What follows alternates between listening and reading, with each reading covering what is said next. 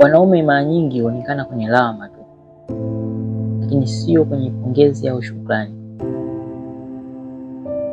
Watoto wakiharibikiwa kwenye familia, mimi huuliza baba yao alikuwa wapi?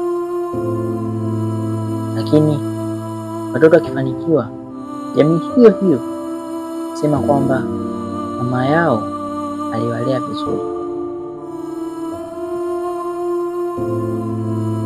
Wanaume ni kama shindilia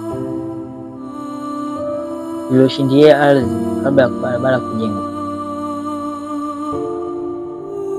Kubeba mizigo mizito na kukutana na visiki na miamba yote, ili mradi tu kamilishe kazi yake, sawazisha.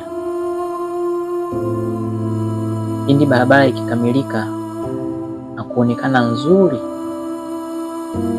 watu wakaanza kuitumia, mchango wa shindilia hauonekani kabisa, na hayupo mtu yoyote kumbuka mchango wa shindilia.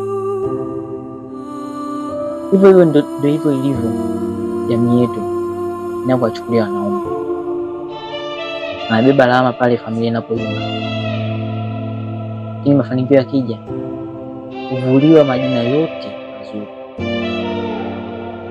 kusahaulika, kupuuzwa, baki kimya, lakini bado atasimama kama mwanaume.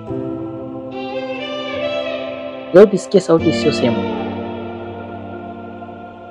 Mwanaume naye ni nguzo, anaumizwa kimya kimya, asaminiwe waziwazi, lakini bila yeye mingi yasingetokea na kusimama. Msamini baba yako,